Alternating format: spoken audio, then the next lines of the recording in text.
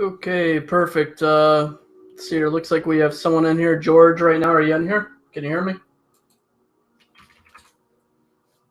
Looks like you're muted.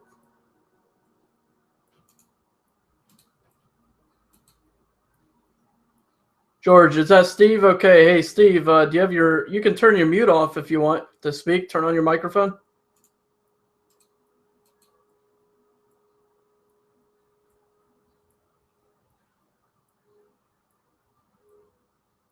Okay, no problem. Okay, very good. All right, let's just see if we can get Frank in here. A couple other people. And then we'll get going.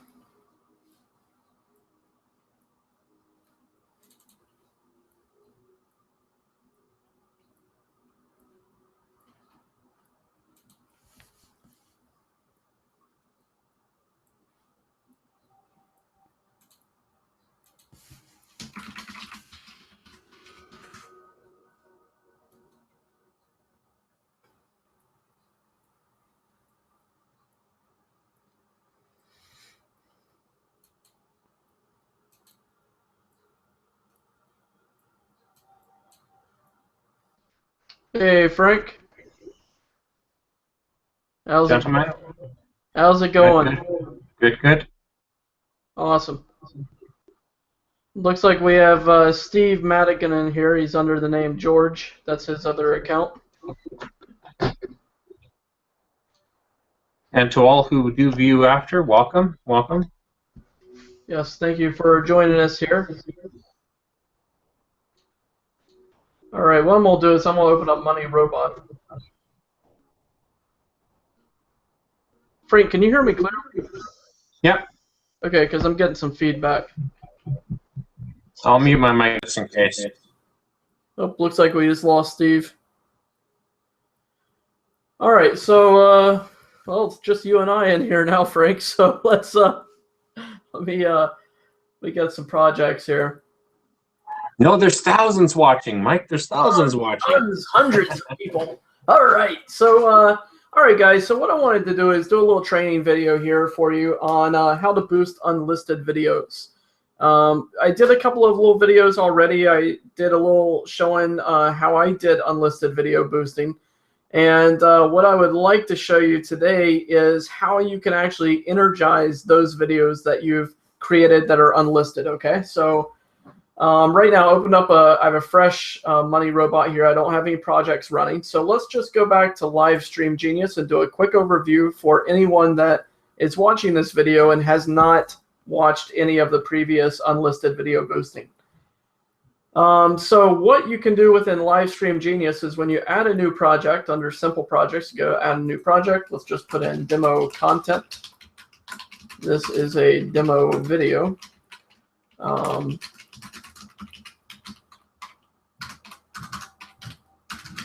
Description, okay. Demo tags. And right here where it says posting visibility, this is where you could choose unlisted because you want to boost these as unlisted videos. So you put unlisted video in here and put in your video file, your geolocation if you wanted to. That's not, you don't really need to do that since you're doing an unlisted video file. Let's just see if we can choose a video as an example here. Okay, and we'll put a plumber in here. No exit bumper, no audio, doesn't matter on that. Let's hit save. Okay, so there we go. You want to put it underneath your test account there? That one, the 956915?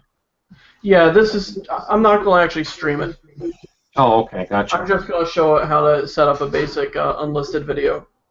Now, to make sure that you're doing this right, hey Valerie, welcome. Just saw you log in here. To make sure that you're doing this correctly, when you go in, let's go back into edit here. When you're doing your unlisted videos, you'll want to make sure to go back in and put in, say, a link to your unlisted playlist. So let me open up a window here, or drag it over rather, and log into my YouTube account here.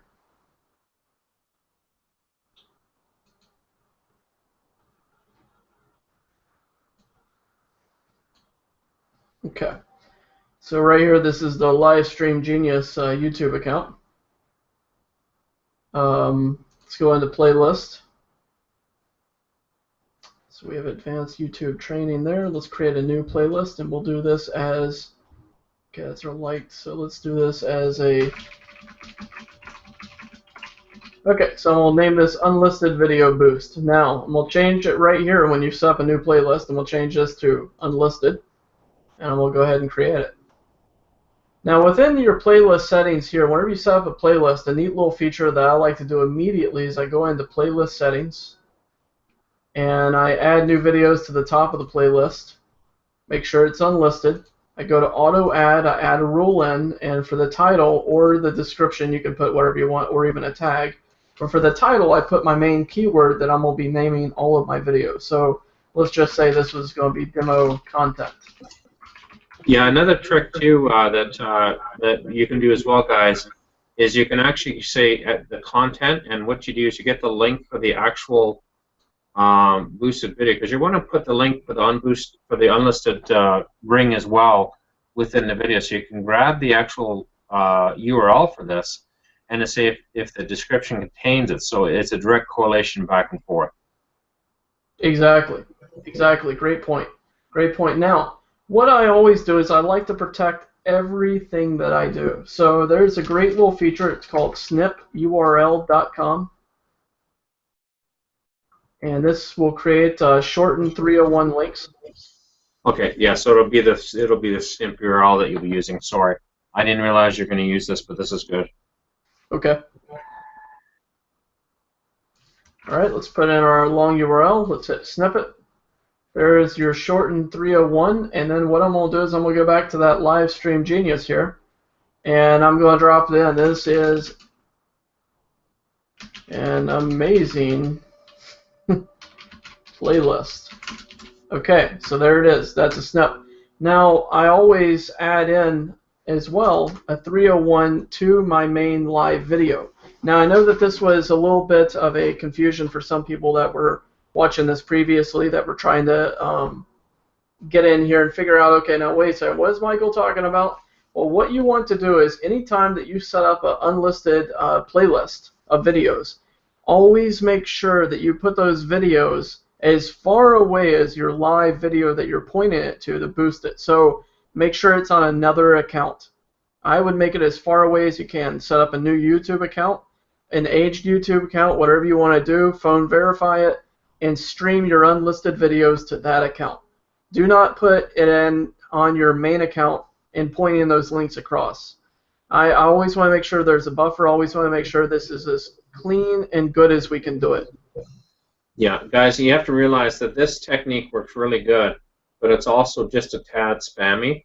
So if we have this particular unlisted playlist become banned, or the account gets nailed or whatever, it doesn't affect our money site, and that's what you're getting at, right, Mike? Exactly. Thank you. Yeah, that's exactly right. So take your video that's your one video that it's alive, and go over to the snip URL, pop it in, and snip it. Obviously, this is going to let me snip my own URL again. But we can grab this. We go back. We say, check out my fantastic video. Okay? And drop your 301. Now, that 301 is going to that one live video. And what's nice about this is once you have this all set up in your playlist in here, your unlisted playlist, you can hit save. Okay. Hit edit.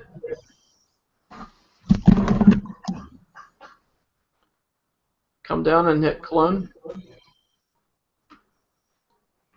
Let's change this project name to 1. You can do 1.1 if you want. Hit save. And there you go. So demo content 1.1. Okay, let's go in here and do it again. So we hit clone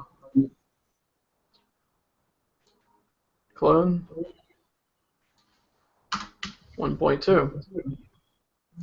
Save. See, then you're starting to build your network there. So you're starting to get your network in, and your wheels are starting to come together. So you can do that as much as you want. You can set these up to 10, 20, 30, 40, 50 networks. Hang on just a second, guys. I'm sorry. It looks like Steve is trying to get in, can't get in here. Just a moment. Yeah, guys, you can do this to 5 videos, 10 videos, 9 videos, 20 videos. It's up to you. The one thing I do recommend, though, is that you stream these over time. Like, don't create a wheel or a whole bunch of unlisted videos using the same video over and over again and stream them back to back. You could be asking for troubles. But just, and this is again the reason why you want to use an account that's separate from your money account, because like I said, what you're doing here is a little bit spammy, but it's not against the rules, but you just have to make sure you're kind of playing YouTube sandbox correctly. Exactly. Thank you, Frank. Okay, I'm back. Now, once you stream your videos, you'll want to go in and grab your live video link for the first video. Say that you stream this video, right? And once it's streamed, you'll get your video URL. Then you grab that URL, you go back to snip URL, you paste that in, snip it, grab your 301, go back, and in your second video that you're getting ready to stream, you go back in, you hit edit, and then you can type it in, say at the very bottom, you can say, check out our other videos. And then you paste that link directly there. Okay, so when you do that, it links back to the top, to the video prior to it. So you're siloing your videos. And you can just clone that, clone it, clone it, clone it, and go in and edit, later and put your next video file in there. Yeah, I think within the wheel, Mike, it's not that important to use a snip URL. I think you can just use the raw links within that circle of unlisted videos, eh? You probably could. You know me, I'm all about band-aids. Yeah. I like to buffer everything I can, but yeah, you're probably right. Since it is an unlisted video, it is an unlisted playlist, you could probably use the naked URL, no problem. A lot of people use naked URLs for YouTube. I'm always about protection, but to save time, you could definitely use a naked URL. Yeah, I'm kind of on the cautious side too, because just because it works today doesn't mean tomorrow you're going to get nailed. So if you're putting in this 301s, it does help you protect you for the long term. So, and I know that's a question that's going to come up. Should I use it or should I not? It is extra work, but if you're trying to build a business, for 6 months, fill your boots, do them all naked, like just straight links to the next video. But if you're looking to build a long-term business, then consider using a 301 or even a double 301, which is a more advanced tactic to protect these links and make it just a little tougher for somebody to, kind of trace where everything's going. Exactly. And once you have this infrastructure, now I do recommend using a 301 for the link that you're pointing to your video. To your one live video. I definitely recommend using a 301 for that. I wouldn't use a naked URL for that.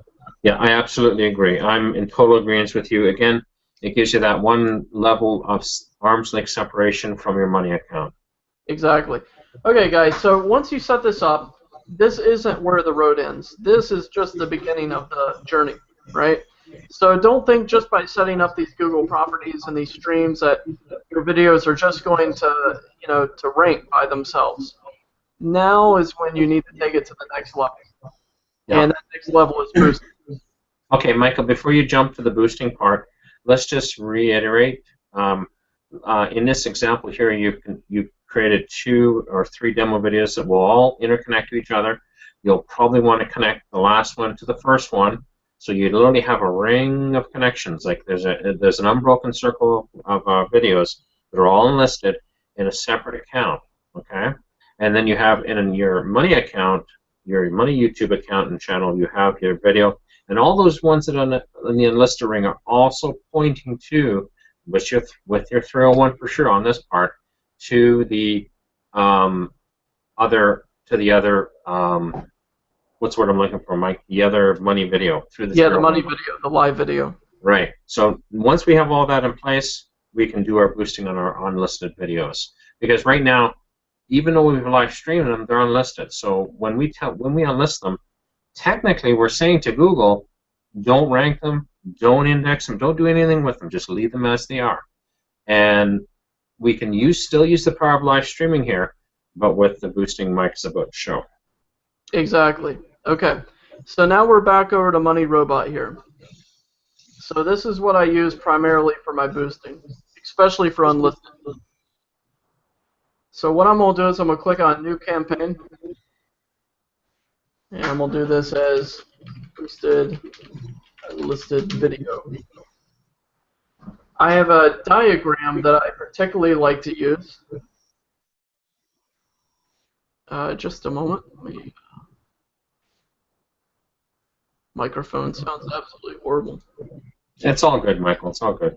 All right, good stuff. All right, so you know, whenever I'm doing this, I like to use a great diagram here. This one's 3D Power that I have, and you know, basically you can see these are Web 2.0 blogs. So obviously I'm going for the embeds here because I know the embeds are going to be really counting for you know, for boosting those videos, making them more powerful.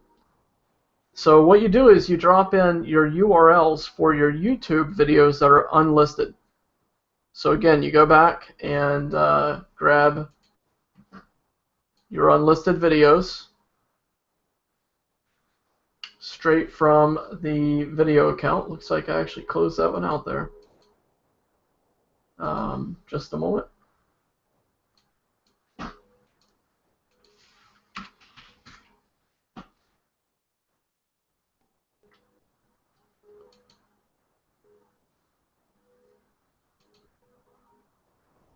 Okay.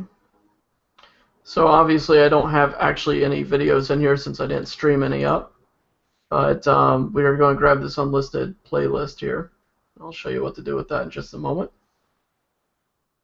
So we go back, and you want to take all those unlisted video URLs that you uploaded, put them in here one after another, just so you can copy and paste them straight in if you want, one after another there.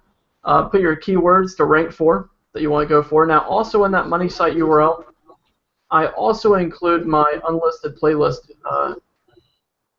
URL right there. And whenever I am boosting these out here, I always use 301s. Again, I just want to make sure I cover it. Even though it's on another channel and it's just for unlisted videos. I always use a shortener. Do you do that too, Frank? Actually, here I do run them naked quite often. Okay. I believe that it's probably prudent to use a 301. First of all, we could have problems on some of the sites because these links are a little bit long, like the YouTube link's a little long. And it's not unusual. People are more apt to follow a link if it's a snip, like if it's a 301, like it's a shortened link. Yeah, exactly. I think it's here. If you want protection long term, yeah, I agree. Yeah. Mike, what did you just do there so the clients know or the folks know what you just did? You right-clicked? Yeah, so you right-click within the white space up here and just click on Advanced. It's one of those clearly marked features. Just so you guys know. I said it's one of those clearly marked features of Money Robot. Exactly. Exactly. So underneath here, what I'm going to do for this is I'm going to click on Accounts. I'm going to use my already existing accounts, uncategorized. I'm going to hit OK. Here's my keywords to rank for. And now I'm going to generate an article from these two keywords.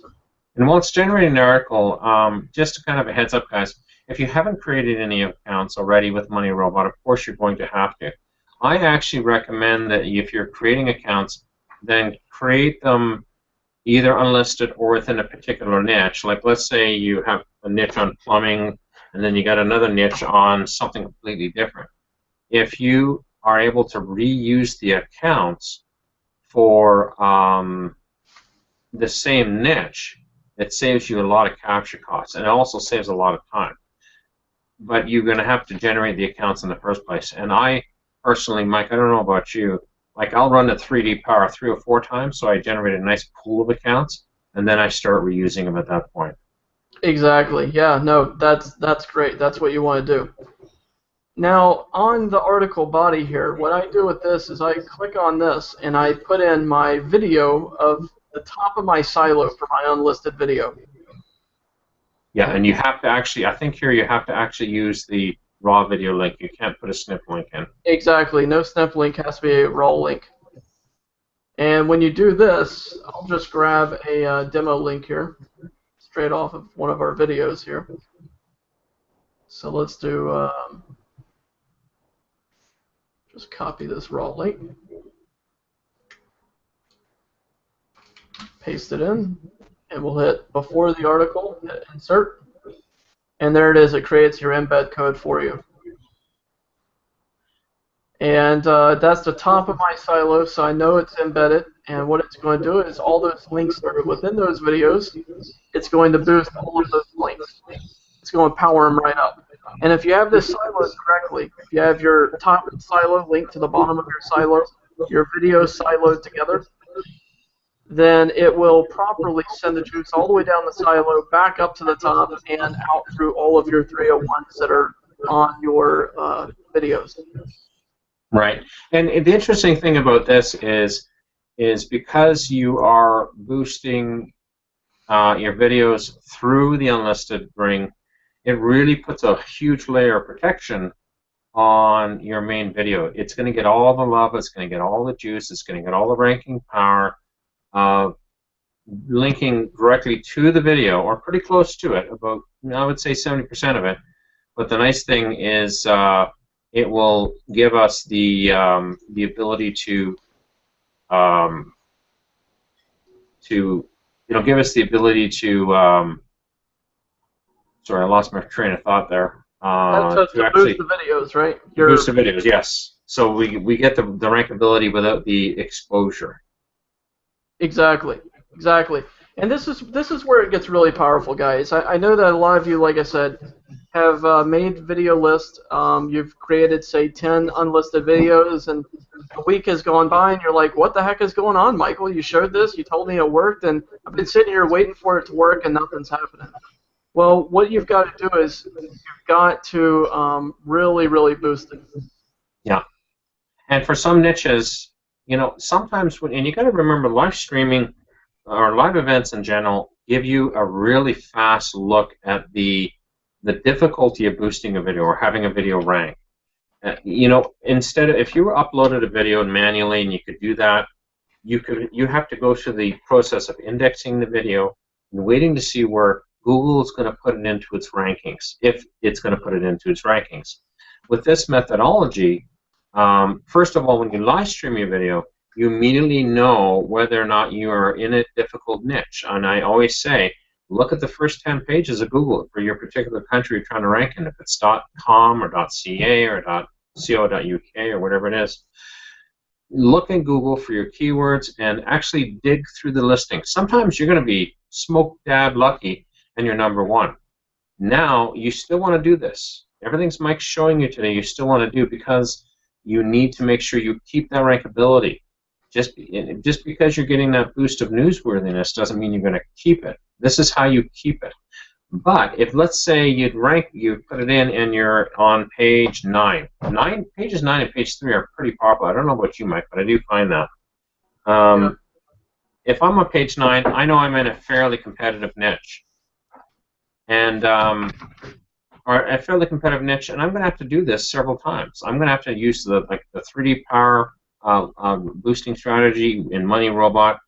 I'm actually working on a video right now that's an extremely competitive niche, real estate, for an area, like for a town of about 35,000 people, and page 1 ads are over $10 a click. So I have an extremely competitive thing on play here. So if you're further down, you have to do this, and the embeds seem to be the magic in when it comes to actually getting things happening, And the more you do it, the better it is. Exactly. Yeah. You're absolutely right. The more that you do it, the better it is. As you can see with some of my diagrams, I get a little crazy. Ask Frank. Oh, and the thing is, you can tell them to run and just run continuously day and night, and they run about 10 days, so it's great. Exactly. Exactly. Yep. Yep. You can really do some good runs with these. The nice thing with Money Robot is, yes, it's like, I liken it to like a GSA tool. It is a little spammy, but the nice thing is we're 301ing things. Unfortunately, the main and video embed, you can't do that. But the nice thing is you can, and this is what's really nice, you can get your videos ranked. And because it's YouTube and it's not a personal problem, you can take those spammy links just fine. Exactly. Yep. Guys, it looks like my Money Robot has frozen up here with me opening up too many windows at the same time. This is on another VPS that has a low CPU and low memory, so looks like it's definitely frozen up here on me. Sorry about that. But all this is actually up. That's a wild diagram there that I have. But the idea here is again to just boost away as much as you can. If you find 10 videos to set up on an unlisted video boost, that's actually really low. I would recommend going much higher than that. Of course, when we come out with our pro version, I'm hoping with the more of the automation, to spit out, say, a 50 unlisted will or 100 unlisted will. Imagine that. Imagine taking those 100 links and boosting the devil out of them with Money Robot. I mean, that is when you really start to get some crazy power.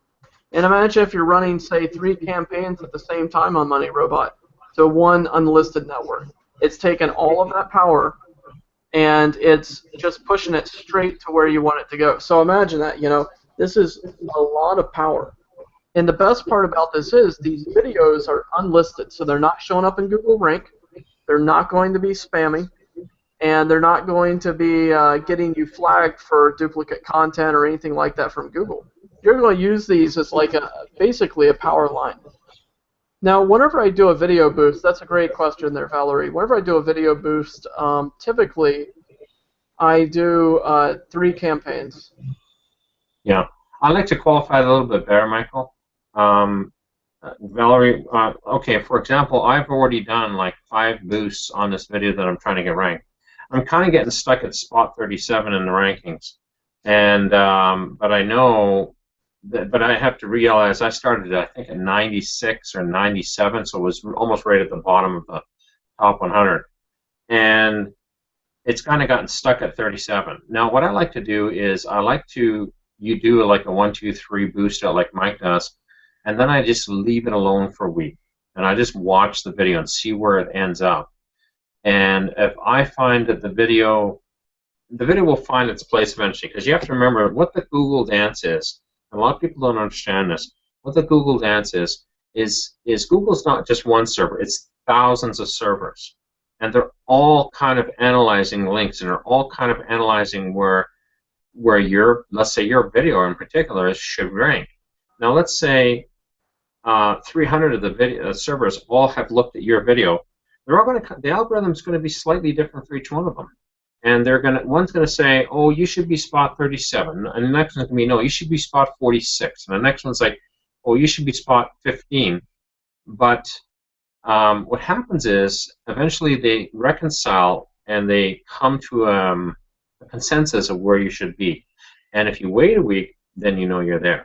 Okay, Stephen, you brought up a great question here. You say, we've been trying to get past the pest control video boosted, but it seems to be stuck on page 4 forever. Now, page 4 is a popular page, and it's kind of funny you mention that because I'm stuck on page 4 with my video as well. You have to give it time. Sometimes the niche is competitive, and you have to give it time. Sometimes you just got to let the video perk a little bit, and then you start ranking, you start boosting it again. Maybe you want to look at a secondary tool. Mike, what else do you recommend? Like for secondary tools, but it's just not moving? Or have you found that if you just keep boosting, it just starts going up? If something's really having difficulty, I do sometimes I'll switch around to a different diagram. Another thing that I do is I do social boosting constantly. So within Money Robot, if my darn thing would work, I could show you where you can add your videos in. They get views, they get likes, they get social shares. Whenever I run a regular campaign, I'll also run in conjunction with that a diagram just of social signals. And I'll drip that out over time while my video is being boosted. And that way my video is getting social signals, it's getting boosted. I do use other methods as well. There are other video softwares out there that you can boost up your video with. But mainly I use Money Robot pretty much. And those embeds are absolutely fantastic. Yeah, but Steve, to further answer your question, yes, you will find you're going to have times that a video is going to get stuck. I've had this video that I've been working on stuck on page 4 for about 2 weeks now. It doesn't mean it's going to live there forever. If I just continue to boost it, sometimes in a more competitive niche, you got to have boosting, because a lot of the trust flow, if you look at Majestic SEO, when you look at the Majestic, they have the trust flow and the citation flow. And what happens is the trust flow is based upon, the metrics are based upon not only how many trusted sites are boosting to you, but over time. Have you done a whole bunch of boosting for 3 weeks and nothing, your citation or your citation flow starts to rise because it looks spammy, looks artificial. You know, we're trying to, over time, we are naturally boosting the videos with a natural amount of links, but over time we want to continue to boost, and that's why Mike showed you the advanced. You can reuse accounts in the long term to continue to build backlinks over the long term. I'm just reading. Did you read Steve's second part here? Yeah, for the boosting. Yeah, because it seems to be stuck on page 4, FCS. I like FCS as well. I haven't used the tool a lot, but one of the nice things about FCS, if you guys don't know what it is, it's what is it called? I can see the tool. I know the guy who built it. Let me just look that up. FCS Networker.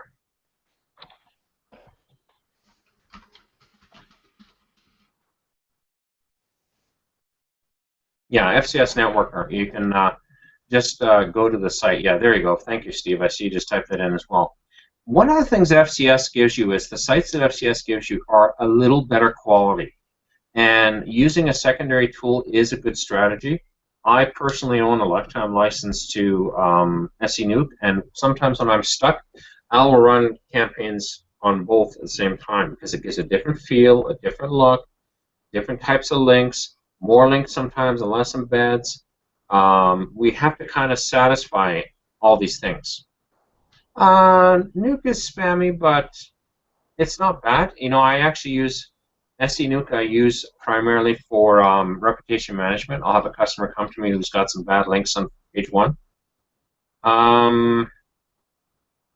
Yes, Valerie, I've tried IFTTT branded networks or safe links. Yeah, I've done them as well. It's really, guys, it's a combination. If you find, and you've probably heard this from other experts in the field, what you do is you keep doing until you get what you want. If you're finding something's not working, then you add something else into the mix and try that as well. If that's not working, add something else into the mix and try that as well. Sometimes you're going to put a video up and it's not going to rank. Yeah, you're right, Steve. There's no one magic formula. Yeah, there's not a silver bullet. No, but the trick here is you're doing a little bit more, a little bit more, a little bit more. It's almost like when you're declaring war on another country. You don't bring out all your tanks and just try to take the country over. You come to the table initially and say, hey guys, you know, I'm not happy with what you guys are doing here on trade or whatever it is. And if you can't resolve it there, maybe, you know, you start rallying some troops along the border. And then the next step is maybe you start shooting each other, but you don't bring the tanks out right away. You do one thing at a time, because if we try to do everything, sure, it'll work, but, you know, you're going to put out a lot of money and a lot of effort sometimes when you don't need to. Sometimes I get videos on page 1, number 1, instantly. And what I'll do then is I'll run Money Robot, and just run a few campaigns against it over a few weeks. Like I'll run a campaign, come back in 2 weeks and run another campaign, come back in 2 weeks, run another campaign. And that's important too, is I'll run campaigns over time to those videos. I'll come back and go, I ran any campaigns for a month on this video. I'm going to run a campaign. And I just refresh those links because those links don't all stay.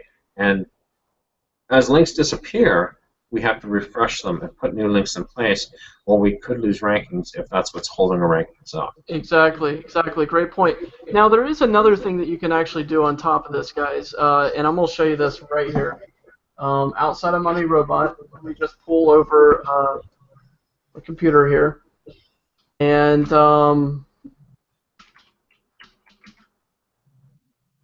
okay, so this was a former client of mine that I did. And what I did is I did an internal video embed network on a subdomain on his site. So this is another great way of getting your videos boosted out there online. And so you take it, you create a subdomain on your account, like video.your website, whatever your website is if you have one. And then you create, this is with the semantic pinvid theme from Network Empire that I used, and it's really, really simple and super awesome because you can see here the videos are embedded in here. You get great embeds on your own domain, and then you can take that even further since this is a subdomain, and you can boost the subdomain, and all the videos that are on the subdomain get juice from it. Yeah. Now, you don't necessarily, Mike, let's qualify this. This, if you have access to this theme through Semantic Mastery, it's great, but I still believe that if you just use even a basic WordPress theme, it's not as good, but it still will work as long as you're getting those videos up. Absolutely. It's important that it's on a subdomain like you're seeing Mike show. So it's almost like, because what Google will consider, the search engines consider www.magnolia.com a completely separate site to video.magnolia.com. But the overall domain authority goes to magnolia.com. Exactly, exactly. So with Magoda here, you don't have to worry about Magoda. That's okay. I was like, I'm not going to. I didn't know if you're talking about, Magnolia something. Yeah, no, I wasn't reading it properly. Hey, no problem. So with Magoda here, you don't have to worry about hurting your main site, guys, but you can boost your subdomain as much as you want and protect your main website. But you can create this massive embed network, which is great for your videos. That's just a super great feature there. But, we were actually talking today with a super marketer, one of the top JVZoo marketers. Frank and I were, and he told us that he uses unlisted videos to boost other videos. Yeah. So this isn't something, harebrained that Frank and I just kind of, thought up one day and was like, oh, let's grab some duct tape and see what we can do to YouTube, right?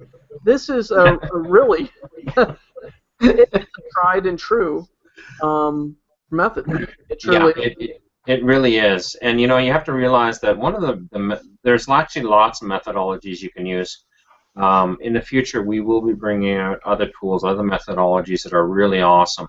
But what's really cool about this, and this question's been asked to me, and I'm sure it might have been on your minds at one time or another, is why can we do all these spammy links to YouTube, but we can't do it to, let's say, our own site?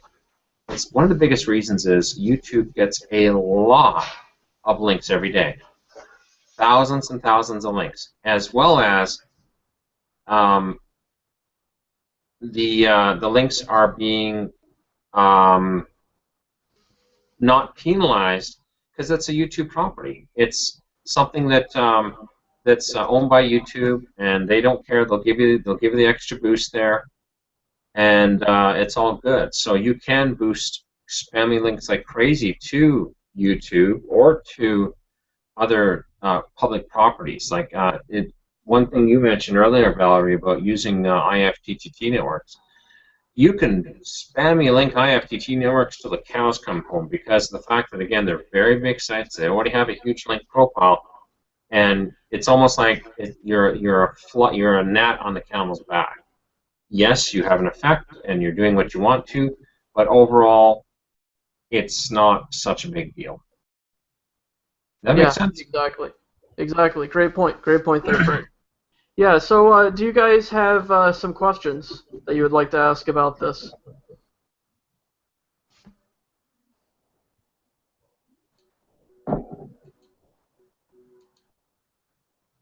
You know, if you do, feel free to post a comment in the chat box, or if you have your mic on, feel free to ask a question.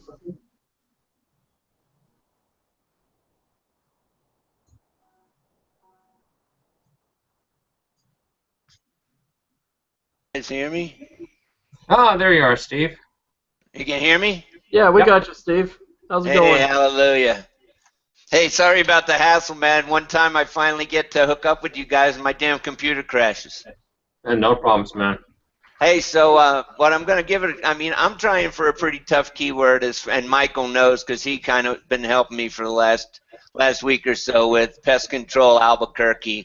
And it's pretty darn competitive. I mean, I'm sure that the pay-per-click is probably up in double-digit area, almost guaranteed, over $10 a click, I would guess. I'm trying to log in into the Google Planner to check that, but I'm sure it's over that. So what I'm going to do this week, or maybe later on tonight, is grab some other videos that I have for that same particular niche, but rather than just concentrating on that 3-word term, you know, of pest control Albuquerque, I'm going to go for the longer term because these guys kind of do organic pest control and environmentally friendly pest control, and all of those get search volume. You know, obviously they're geographical, so it's not a lot of volume, but the volume that they get will account to traffic to their site and probably make their phone ring too. So I'm going to try to push some other videos through doing the unlisted method, you know, same way Michael showed me with the 301 redirect to the money video, and then the siloing the unlisted channel, you know, that the unlisted videos, that stuff. Let me ask you a question. What are your videos? Do you have up there already? Organic pest control service in Albuquerque. Residential, and it's the red. Thumbnails? Yep. Good. Okay. It should be on like page 2. I'll tell you right off the bat, you're doing well because I'm seeing a lot of different videos just under the video tab of the different videos that are coming up slowly but surely. So I see 1, 2, 3, 4, 5 videos. They're all different keywords. That's excellent. Yep. And you just keep doing it. Yeah, well, that's what I'm going to grab all those other ones. I'm going to do that same unlisted boosting deal for each one of those, throw it into Money Robot, because I mean, I got a VPS, but I mean, you can only boost so much with Money Robot, and the VPS just crawls. But I'm going to do that, probably run some FCS network campaigns to it, and see if I can't drive those longer tail videos onto page 1. Can I ask you a question? What's the speed of your internet connection at home? Here? Yeah. I have no idea. Just check your speed. Like, who do you have your internet with? Cable 1. Oh, you're probably got a good connection. Consider going to like a used computer store in your area and picking up a like a cheap Pentium, like an i3 or something like that, with Windows 7 on it, 8 gigs of memory, and run Money Robot on that. Well, I got it on a VPS. I got Money Robot on a VPS system. Yeah, but you'll find that I have actually pulled away. Like Mike and I do things a little differently here. I don't have a VPS. I have actually 4 servers in the basement, and they're all just recycled computers. I run Money Robot on one, and I run SE Nuke on another. I run Livestream GNS on the other. And I find, because I just have so much bandwidth, that I get phenomenal service, because you always have to remember, even if you're on a VPS and they say it's a 16-core machine and 32 gigs of memory and everything else, you have to realize that you only have a slice of that, and you could have a very, very thin slice of it. Yeah, because it doesn't seem to run very fast. Let me tell you, Frank. Personally, I thought when I would get it, it would I'd be able to do 10 campaigns of Money Robot in a heartbeat. Not the case at all. Are you in Vancouver? Albuquerque. Oh, you're in Albuquerque. Okay, and there's somebody else I'm thinking about then. Sorry. Yeah, you're thinking of someone else on that one there, Frank. Steve, quick cut in here for just a second. I was just thinking of something you were saying on running the videos. Gosh, yeah, I totally lost it. I'm sorry. Yeah, and actually, I'm hearing the same comment. Everybody's upset that things are running slow on the VPS. You have to realize, unless you're forking out at least 40 or 50 bucks a month, you probably haven't got a very fast VPS. They make it sound like it's the best thing since sliced bread, but really, you don't get much on the VPS unless you're paying for it. My recommendation is the other way to do it is to actually get not a virtual server, but actually get a dedicated server, like a low-end dedicated server. Then you got all the bandwidth on that server. Yeah, that makes sense. Yeah, that Frank, what would you recommend? Valerie was just asking. Rick as well was asking about. Rick said he has an older PC that they bought from Newegg for, I assume, running something like Money Robot. But for Valerie, she's asking, what type of VPS would you recommend that would be optimum for running Money Robot? I mean, not Money Robot. I'm sorry, for Livestream Genius. Always make sure that if I got to tell you, if the VPS is less than 50 or 60 bucks a month, you're probably wasting your time. Unfortunately, streaming still is CPU intensive. You got to remember, when you're live streaming, you're not uploading a video. You're taking a video and you're recompiling the video. Literally, you're rejigging it as a stream, and that's what's taking up all the memory and the CPU power. I would recommend, if you're really serious about this, you want to make sure that you have at least 4 cores, 3 minimum. 4 is better. If you have 8, that's even better, but now it's getting expensive. At least 4 gigabytes of memory. I think I say 3 in the nomenclature on the site. If 4 is better, you'll find that a stream is going to consume a gigabyte for sure. But it comes down to, how is everybody else playing on that VPS? Because again, it's almost like being at the swing set in the playground. If you got 3 kids that are bullying all the swings and they got the swings, you're going to have crap all the performance, even if you're paying for more performance, and you're not going to see what you want to see. And that's why I say, if your business model can permit it, getting a dedicated server is the way to go, or finding a good used quad core, throw 8 gigabytes into it, and with Windows 7, and you have got all the CPU you'll ever need. I find with an i7, you can run 1080p streams one after another just fine. If you want to run more than one stream, you are getting in, and this is something that we're looking at in the Pro version, running multiple streams at the same time. You will need a very powerful server, because I did 2 streams concurrently on an i7, and I maxed it out at 1080p. I had to drop it to 720 because I was finding that it wasn't able to keep up. I dropped it down to 720, and 2 streams ran just great. Who do you recommend for a dedicated server that's cost effective? There's a company called Scala Hosting. I've used them for some time now for different stuff. I'll be honest with you, I haven't used them for a dedicated server, but their techs are great. I've used them for like my web services, and they've been great. Let me just, before I start yabbering off at the top here, I want to make sure that they're going to give you what you're looking for here. Yeah. Hey, Michael, do you remember somebody in the groups or somewhere mentioning something about dedicated server for, I don't know why, but like 35 or 40 bucks a month kind of pops into my head now. I don't know how big it was or anything like that. Do you remember that? Hang on for just a second. I've actually got an idea here for you. Let me just grab the link. When you're getting into dedicated servers with Scala Hosting, you can do it. You're looking easily 200 bucks a month. So see, that's not cost effective.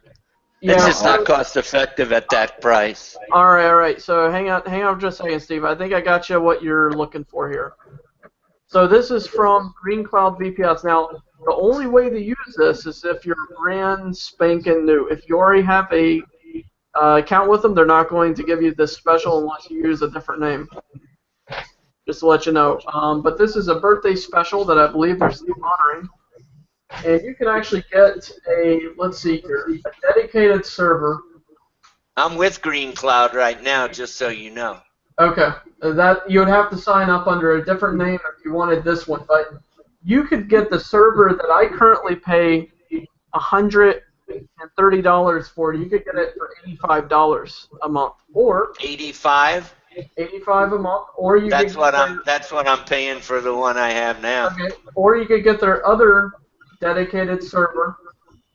That's 4 cores, 4 threads, 8 gigs of RAM, and that is for $55 a month. That's cheap. That's really cheap for a dedicated server. Here's the link. Just drop it in. Oh, I dropped it twice. Sorry about that. Okay, cool. Thanks, bro.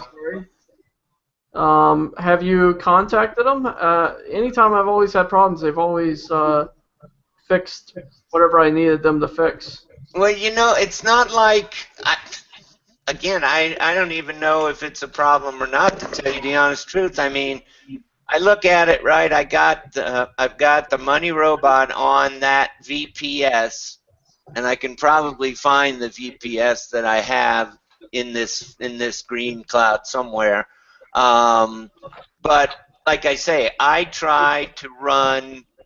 So I was doing those 10 unlisted videos the other day. Remember, I was told you about that. I ran the 10 unlisted videos, blah blah blah, and then you did a boost with that other program, whatever it was. And then the next day or that night, I started to boost each individual unlisted video, and I used different programs from Money Robot, you know, different, whatever you call those things. Yeah, different projects or whatever they call them, yeah. Yeah, different, yeah. So it wasn't all the same one over and over. Not that I know if it make a difference or not, but nevertheless, I got down to about the, I would say, 6th or 7th video. Now prior to that, you know, there's 5 campaigns running, and some of them I reused existing accounts, and some I created new accounts. And by the time I got to the 6th or 7th, maybe the 8th video, I mean, it was just crawling. I mean, it was just crawling along. So now, I don't know if that's an issue or not. It seemed like it was doing a lot of work to me. I mean, building all those accounts, posting to the accounts, you know, collecting all the data, doing the email, blah, blah, blah, you know, whatever it has to do, seemed like a lot of stuff it was doing. So, again, I don't know if it's a problem or not that I was having. Okay, so that was in Money Robot, you said? Yeah, Money Robot. Okay, there is I don't know if it's really a bug or whatever. Maybe you can explain it better, Michael. What did Nick show you in Money Robot if you got too many finished campaigns? Yeah, you know what? I think this is the issue, and I actually was showing this to, oh gosh, who was this? I got a lot of finished campaigns too. Yeah, so this was actually one of the other guys reached out. Clint, it was Clint Butler reached out to me and said, you know, you talk a lot about Money Robot, but it's absolute, you know, garbage. Basically, he was having problems with it. Not garbage, but he didn't like what it was doing, and it just wasn't, you know, completing many accounts. So I told him when it goes in, you can see I'm not running any projects here right here. And what you do is you have all of your projects saved. And I told Nick, I was like, this is a real problem because I was using all of my memory, and you can see it right here. I'm running 1 gig out of 2 gig. Well, what am I doing? I'm not even doing anything on Money Robot right now. It's already taken a gig up, right? So what it's doing is it's acting like any projects that you have, even if they're already run, it's thinking that they're still alive. So what I realized, I mean, I almost left Green Cloud VPS. I told them, your VPS sucks. Right. I have a dedicated server with you. What is going on, right? They were looking into it. The poor guys, I was making them run around the tree. And so I went in, I deleted out all the projects, and it freed up 12 gigs of memory for me. 12 Really? gigs of RAM that Money Robot Wow. was sucking up. So once I did that, I realized, oh my gosh, this is what's happening. So what I do is I archive all of my projects. Now, Nick, after talking with him, he said he put in an auto archive. After 30 days, it'll automatically archive old projects that you're no longer using. How did you auto archive yourself? Yeah, I just go in and I grab them myself. So what I do is I go into... Wait a second, I'm on my VPS. I was just going to see what I had. Okay, go ahead. What I do is I go into your, you go into your file folder here, click on My Computer, C drive, D6, let's see, Money Robot, open it up, and you go into Money Robot Submitter here, and you go on the projects. So when you open up projects, you'll see all of your projects here. And what I do is I just create a new, see right here it says Old Campaigns? Yeah. And see that has, that's why I was slowing everything down, man. I had so many campaigns in here. So what I do is I just copy them over, I drag them, drop them right into Old Campaigns, and I clear them out. Very cool. Very cool. Yeah, if I'm not boosting, I tell you what, that will free it up. Now, the next thing to do with Money Robot, and this was another thing that Clint was having a problem with, was he said, I'm running it, and I'm getting 80% of my accounts are not being completed. Why? Well, I was running them at 50 threads. I was running full throttle. Yep, I am too. Yep, here's the problem. That's the problem there, Steve. So when I thought it was supposed to go to 100. Huh? I thought it was going to jump to 100 threads. Thank God it didn't, Steve, because nothing would get done. So you have to realize that Money Robot is using the Internet Explorer framework underneath, and even though the automated processes are supposed to be opening up separate sessions, etc., etc., etc., and yeah, you could technically have 100 IE windows open if you're doing it manually. It doesn't work. I actually run 10 threads as well, and I find my success rates are much, much higher. How many threads do you run, Frank? 10. 10. Okay, so I need to throttle this back then.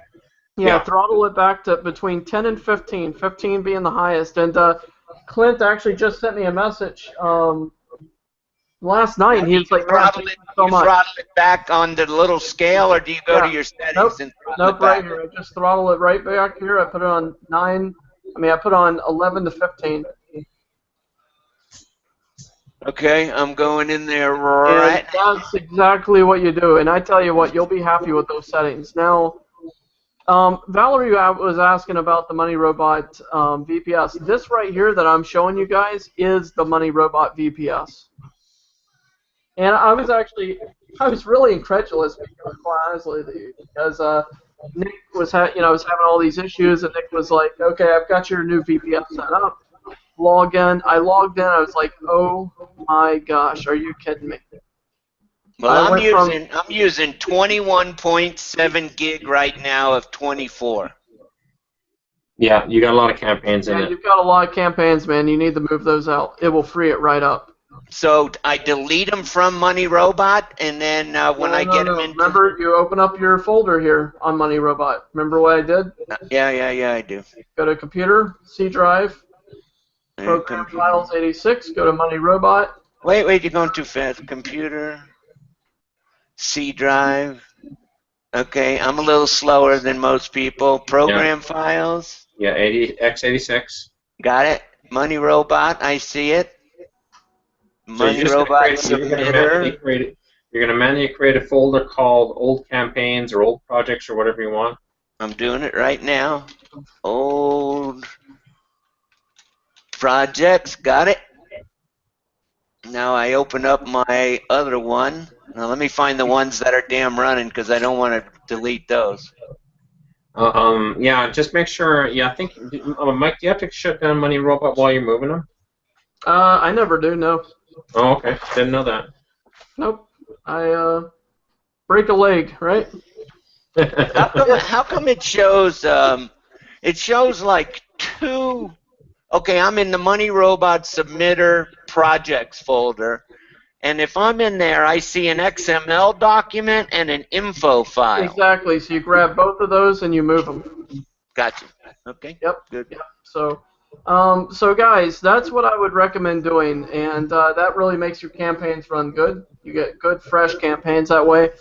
And yeah, Valerie, I really, honestly, I wouldn't recommend it because on this, I can run basically one campaign at a time, one project at a time, and And you cannot run Livestream Genius on this. no, It's too little. no, way too low on his. It just Because I can't think handle it. we have two cores on this, or one core. I think it has one core. I could run it on the one that I've got, right? Yes. Yeah, but just make sure if you're running live streaming, you shut off Money Robot, because Money Robot consumes all the resources too. Okay, I'm just trying to get another window open here so I can move these files over. I'm curious to see how much it frees up once I get all this crap moved, because there is a lot of stuff in this folder. Oh yeah, I'm sure it will. Let's see here, Valerie. Okay, that takes care of those. Let me get the other half of these. Okay, that sounds good there, Valerie. That should be fine. For your Money Robot there and on your home computer. Have you know, it's been streaming okay. You've had a few issues, right, with the with the Livestream Genius duplication? Yeah. Yeah, just make sure that whenever that does happen, make sure that you're not streaming anything at the same time. So, you know, no music, no movies, or anything like that. And make sure there's nothing really taking your bandwidth at all, to the best of your ability. Okay, so Michael, I've moved them over into the computer thing. Sorry, Valerie. Now I delete them in the Money Robot itself because I can still see them in that. I can still see them in that folder. I mean, okay, in the main Money Robot panel. Steve, did you copy them or did you move them? I dragged them. Okay, so they should not be in that folder anymore. Okay, let me restart it. Maybe that's my problem. Let me give it a restart because it didn't change anything. Loaded a lot faster. Okay, now I had to restart. They are not there, and I'm using 21.8 of 24 gig. Okay, just give it a little bit of time. I would say shut down Money Robot all the way and you know, see what it does. Yeah, CPU's at about 27%. Now, are your things showing up in there still? Do you still see your projects? Yeah. Okay. Yeah, well, you need to go back in that folder. I got 7 of them. Okay, you need to go in that folder then and delete them if those are the one. Are those active or inactive? Yeah, they're running. Okay, that's fine. So your actual ones that you did not want in there are no longer in there, right? Correct. Okay, good. Other than these 7. Okay. Actually 8. Okay, well that will make it run a lot smoother. But you're probably. And I reduced my threads down to 10 too. Yeah, and you're running that memory's being taken up right now because you're running those right now. Yeah, I mean I knew it was a lot. I just thought that being that you had mentioned that those other projects could be bogging me down, I thought that that memory may have dropped down to, you know, maybe 10 of 24 or something. Yeah, probably not, depending, since you're running 8 at the same time. That takes a lot of memory. Okay. Now, what about the CPU? It's now I'm running 23% CPU. You think I could have more projects in there? I wouldn't recommend it right now, Steve. You can if you want, but you're running just 10 threads. I would let them run at this because now you're going to be running them slower. It's going to take a lot longer to run them. You don't want to. But I'll get better account creation. Yeah. Okay. Yeah, I usually run tops maybe 3, maybe I'm running 4 campaigns right now for a particular client for her videos. But then what I'll normally do is I'll let the account creation occur, and then after it's been running for a couple of days, I usually tack on. What I do is I go into it about every 2 or 3 days, and I'll tack on a couple new campaigns. So what happens is I find I have maybe 4 or 5 campaigns running at any one time. Okay, so I got another question for you guys since we're on VPSs. I just noticed right now, Michael, you remember when you boosted for me, how many days ago was that? 3 or 4 days ago, probably, at least? You know what? I actually did not boost that video for you. Oh, I thought you had said you had. Well, what I did not boost it with Money Robot. Remember? No, you used that tube thing. Yeah, I used that tube shaker. Yeah, that's it, whatever the hell that does. But anyway, I just noticed, right, I'm going in here. Now this thing, when did you do that? That's 3 or 4 days ago, right? Yeah, that was probably 3 or 4 days ago. That's correct. Okay. So this thing running 50 threads, I mean, I should be way far along in this process. I mean, I would think at least a quarter done on some of these, maybe half. Yeah, but you're also running 8 campaigns at the same time. I'm telling you, some of these, like I'm looking at video 7, it's still on, and it's running one of the small projects, and it's still on the blogs, Web 2.0 blogs, submitting articles. Video 6, same thing. Steve, I think I know what your other issue might be. Now, if I think it's shutting down. If you're having this issue, the problem is that your updates are not up to date on either your Internet Explorer or your VPS updates. There was just a click. I just clicked something that was something about updates. So I think it is updating. What I'm thinking is happening is this VPS is shutting down. It's shutting off after a period of time and stopping this program from running. I don't think that is possible. That is possible. If you are consuming beyond your amount that you're allotted within your VPS, and this is what I was saying, you don't know what kids are going to try to take the swings at the swing set. There's only so many swings. Once you've kind of used your juice for the day, they'll start throttling you, just so you know. Really? And they're all like that. They're all like that. I have never been throttled before. Really? You lucky. Yeah. You lucky, man. I know, considering what I run, too. I mean, I've been shut down. They've shut down my VPS because they said I was abusing it, but I could see why. Well, let me ask you, how often does yours update, and does it update automatically? I process the updates manually. Okay, because here's what I'm thinking, right? Because I just noticed it when I fired this up. So it updated my VPS, right? Well, when it updated it, guess what it did to Money Robot? It shut it off. Yeah, it will. And so I didn't even check it for thinking that it's running, hunky-dory for the last day or two. And I've been doing other crap, as we all get busier than hell.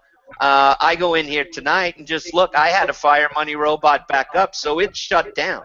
Yeah, what you do is, and Valerie, let me show you my screen again. Let's go back in here. Thanks for this meeting, guys. This is great. Yeah, absolutely. So when you're doing your updates, you'll want to make sure that you make a manual update. So let's go into updates here for Windows updates. Where the hell are you, on your VPS? On my VPS, yes. How did you get to that point? You went to start? Go to start, you type in update. Yeah, I actually want to put a point in here. It is better to do your updates manually. I typed it into the chat, but Valerie was asking this too about updates. I'm an IT guy from way, way back when. I would wait for an update to come out, and I'd wait. I'd wait a week or two.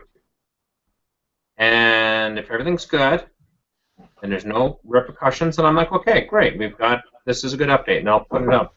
You mean repercussions from the rest of the internet saying there's problems with the update? Is that what you mean, Yes. Frank?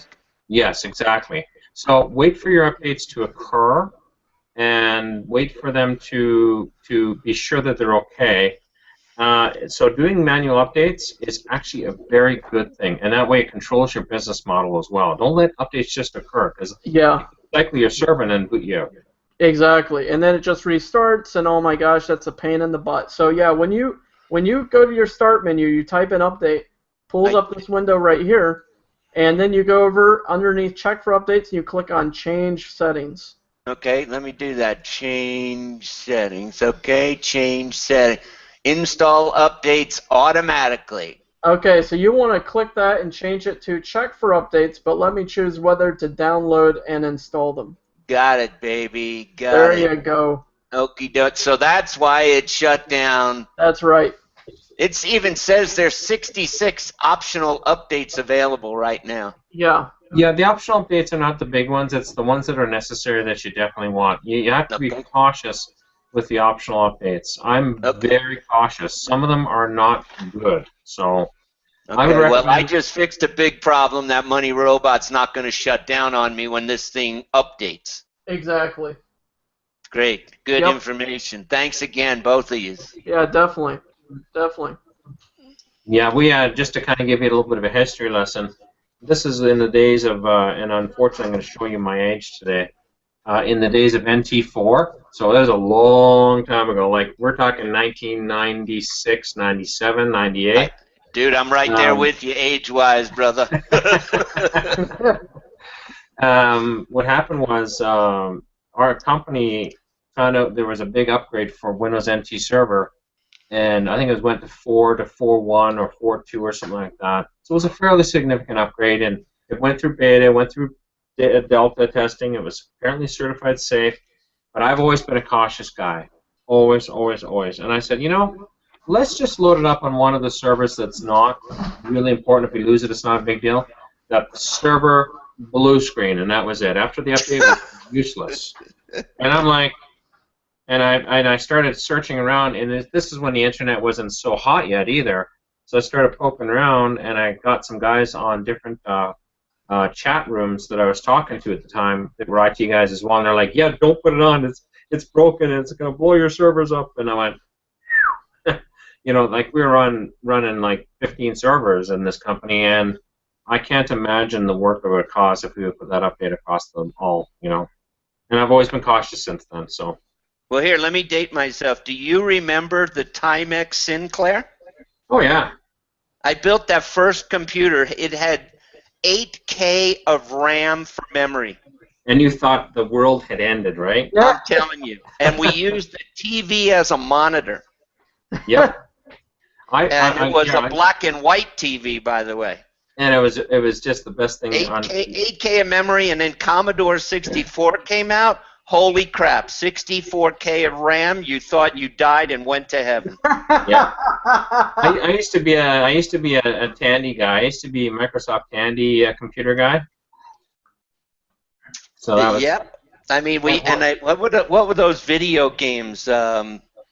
We used to have. I used to work in semiconductor back in the early '80s, right? And so we had our EEPROM burners, and we would get the chips, the EEPROMs from that game, and we'd burn our own EEPROMs.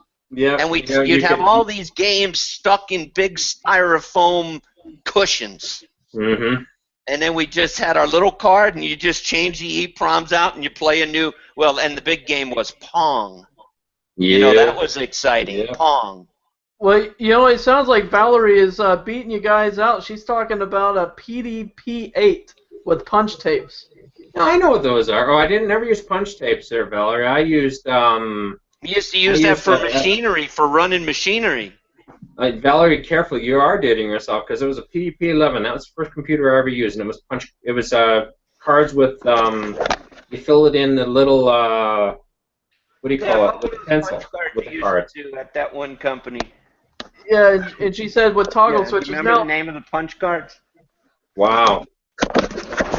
Now, Frank, I have a question for you. Rick actually had this question a little bit ago, and he was asking about, and not to let the cat totally out of the bag, because our genius behind Livestream Genius, of course, Frank here, is working on a mad scientist project. So Rick's question was, is there a a way to check for ranking, YouTube ranking, without leaving footprint? Yes. Coming out soon is a piece of software called Rank Tracker Genius. It's going to be great because it's going to be a one-time fee. I'm not sure how we're going to do it yet. It's probably going to be a low-cost one-time fee. And it will allow you to keep track of multiple I'm thinking it's still this piece is still conceptually in my mind. Building projects, and the projects will contain keywords as well as links that match up to those keywords. And what will happen is you can have it set up, and you can put proxies in it. You can put your CAPTCHA information in, because even proxies will get captured on Google. What it does is it does snapshots, snapshot, snapshot, snapshot, and it does a snapshot of the top 101 look. Not 10 looks, but just one. So it's like bing, bing, bing, bing, bing. And I actually had to put a little bit of throttling in it. And if you have a list of good proxies, like I use a package of 30 proxies I'm testing it with, what you can do is you can literally update a whole bunch of keywords. Let's say if you started it up, you can find out from one keyword, one link, you can get results back within 15 seconds, and you know exactly where you are in the rankings. And you can do it to a particular country, because this is a thing that people don't realize as well.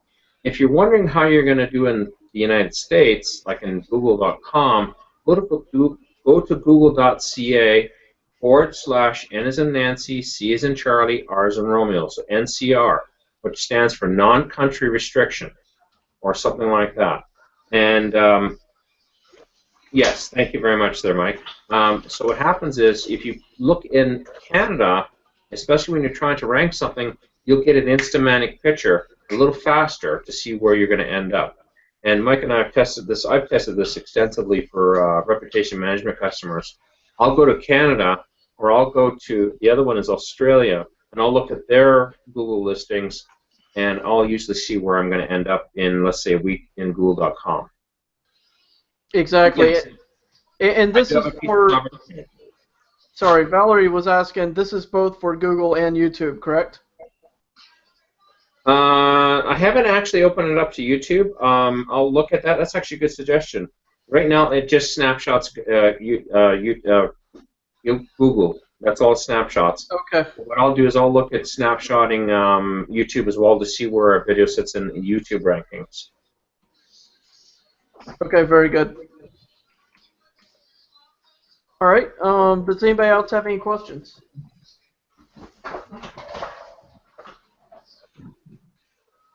Good information, guys. Thanks again for the meeting.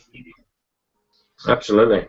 You know, don't be overwhelmed by this. Just every day, give it a shot. You know, one thing at a time. Well, I want the silver bullet, though. You know. Yeah, when you find what is it? Is it werewolves that kill silver bullets, or is it vampires? I can't remember now. One of them. One of them. You find the creature, we'll find you the silver bullet. Yeah. But the whole thing is that the SEO game is a game of time. If you want a long-term business, it takes a little while to build it. Livestream Genius definitely gives you a boost and a look into the future of what you would do if you just uploaded videos. That's why it's so powerful. Because we're riding on the coattails of what Google is giving us. And we have to take every advantage we can, you know, as marketers. And you have to still do your rankings. You still got to do your look-see. You still got to do your Money Robot or your FCS or whatever you're using to build a long-term business model. You got to keep trying stuff. Mike and I got to where we're at through trial and error. And Mike always says that I'm the genius, but in a lot of ways, Mike is a genius too, because he's the ninja. He's the guy who goes, Frank, I just uploaded 6,000 videos. And guess what? You know, and what happens is when he does it at such a large scale, he shows me very quickly what works and what doesn't. And then that helps us zero in and focus very tightly on what we should be writing in terms of good software. Well, you know, one thing that interests me too is, you know, we all try to figure out which part of it is the silver bullet, right? Is it the FCS? You know, 1 minute it's, okay, don't load your videos just on YouTube, live stream them because you get a little kick for the live stream, you know. All of these little things all add up as you start putting them together on top. Correct. Now I know, this is the latest thing, is that over at Semantic, right, they created that power video thingamabobby where it's a bunch of embeds, right, where their focus is embed, embed, embed, and that seems to be the key to the kingdom. So I'm wondering if the more embeds we get, the better off that we could be. Like I'm thinking, has anyone used SynWire? Because you can embed in SynWire also. You know, but the thing is, you have to realize there is, even in Money Robot, that's what we're doing. We're doing embeds. The embeds are working. But I think it's still important to have your social signals, just your straight links. Well, the thing too, Frank, about Money Robot, right, is that, and I think the difference between those embeds and what they're doing over at Semantic is the quality of the embed and where it's being embedded over at Semantic, and those sites are much more relative, topical trust flow, all of those kind of things is much higher than a Money Robot website. I agree with you. Yeah, I think they're all relevant. You know, the one thing that Semantic Mastery has going is they've built a network. What they've done is they've purchased a whole bunch of domains over time that were really good domain authority, and that is fantastic. You need some domain authority behind your links as well. You know, even purchasing links does have some credence to it, but with purchase links, I always say do it if you want to do it. It's always a little dangerous. 301 the darn things at least twice, and then you're guaranteed you can try to protect your money site or your videos or whatever. Yep, agreed for sure. But yeah, their quality is definitely going to be better than Money Robot. That's why I thought SynWire, right? Because you can create those accounts, right? You can create them on good websites. You know, you can create them on websites that do have what you just described with good domain authority.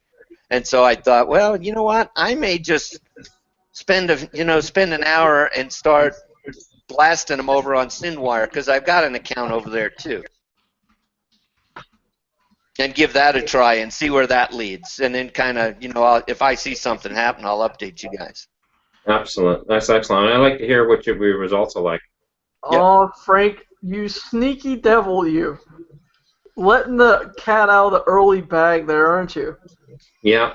It's something Valerie mentioned in the chat was some way to do a whole bunch of links and on Web 2.0 properties or using high page authority expired sites and that. It's something we're looking into. It's a huge project. We have to kind of stabilize a few pieces of software we're working on right now. And once those are done and we are cooking with gas and we have more time, I'm looking to hire another programmer on to kind of be my right-hand man. And I'm going to get him a desk right beside mine so he can't go anywhere. And I'm going to get him working on this project as well. So you know, I've been playing with that same software that you're using too. I think it's awesome. Yeah, the U-Bot. You bet. Yep, I actually have the professional version. Yeah, I got the dev version, and there's a lot of things you can do with it. I actually have moved so far out of the box. Like I should just be writing all this in C# now because. Or C++ because some of the stuff I do you can't do in U-Bot. So I've actually had stuff written and I've written stuff to make it happen. So still pretty cool program that you know slugs like me can use, you know, to create some scrapers and things like that, you know, to do some absolutely. It's a fantastic program. I've had people argue with me on this one, and I can't deny the fact that. You know, getting that program is actually really good. If you have now, if you're not a programmer, yeah, you got to kind of get yourself into that mindset, and it takes time because you have to break things down to its brass tacks, and people get frustrated. I got frustrated in the beginning, but once you kind of get it and you start to understand it, you have to realize that it's like driving. You know, when you learn how to drive a car, you can drive maybe a bigger truck, and then you can drive a bus, and you can drive a standard, and what's happening is you're just piling knowledge on knowledge, and after a while, like some of the stuff I'm doing, like I said in that program, is just it's nutso. It's way beyond whatever was recommended by it, because I've actually had people program plugins for it for me to do things that it doesn't do natively. Like the Livestream Genius contains a huge amount of custom code you don't get in the box. So yeah, I would imagine so. I mean, I can date myself for programming too. I got a computer science degree when I was programming COBOL and Fortran. Oh yeah, so yeah, you're fitting right in there. You know, long time ago.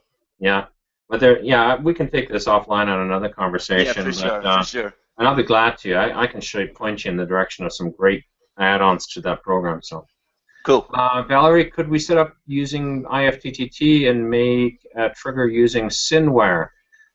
Yeah. I'm kind of right now looking at it. You know, believe it or not, I'm actually looking to move away from IFTTT because if you can automate the process of building the blogs and populating, you can also automate the process of populating those Web 2.0 properties. So what happens is, the way I envision it is, Google knows which properties will connect to IFTTT. They know which properties are being done by IFCS, and they know. Sorry, rigid comment, Valerie. You got me there. They know where all these sites are, and there's a lot of really good high domain authority sites that are just asking for content, and we're going to start looking at automating those, and we're going to automate them in our tool. And we're actually looking at doing it in a very kind of sly way. We're looking at probably having 30 or 40 or 50 sites in the tool, but each user will have, or each campaign or whatever, will have a limited number, and it will choose randomly from that list. So what will happen is no two campaigns will ever look the same. Never, never, never, never. So you could run the same campaign. You can run multiple campaigns against your links, and what happens is that they can look different. They're different sites. They're different boosts. They're different this. They're different locations. Some are embeds, some are links, and that's really where the relevant power comes from. But that's, to be honest with you guys, don't ask for it right now. It's on the drawing board. That's not next week? It's not next week, my friend. Okay, I'm just checking. No. It's definitely a 2016 project. So, because like I said, we actually have 4 or 5 programs on the docket right now. Yeah, we have five on the docks right now. Frank. It's good though. I love it because this is what I do, and I love. I'm just not a programmer. A lot of guys are blindsided because they don't do what you guys are doing, and they're writing programs, and you guys come back and go, "Why would we want to do this? This doesn't make sense." Mike and I work hard to see if something works. We make sure we can do it manually and it makes sense before we even put a stitch of automation behind it.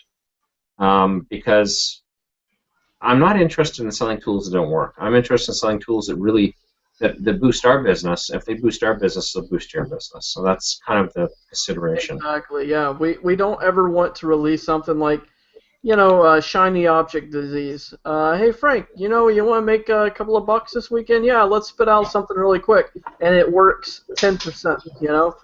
We don't want something like that. We want to solve a pain point for someone, and we want to have the tool work 99 to 100%. Yeah. To kind of give you an idea, Livestream Genius was in beta for 3 months before we released it to any paying customers. Well, as far as the pain point for Livestream Genius, it used to suck to do that manually live stream. I hated it. I hated firing up that damn program that would always bug out on me. And I mean, this is breezy, cheesy, easy. This is nice. Just fire it up, plug in my title, description, blah, blah, blah, and I fire it up and it runs. This is great. Thank you, Steve. Well, I tell you what, Steve, maybe when we come out with the pro version, since Frank is a big coffee fan of Tim Hortons, we might be able to put in, where it makes some Tim Hortons on the side, right, Frank? Yeah, just keep it coming, baby. Yeah, that's all good. It's all good, guys. I think we should wrap up now. We've kind of really touched a lot of points, and we've been on the line now for a while. We'll post this into the membership site for folks who want to watch this again. So, Mike, I'll leave that up to you, of course. And but thank you everybody for coming. It's been a phenomenal session. Yeah, very good. Thanks, guys. Thank you so much. Have a great night, guys. Take care. Take care.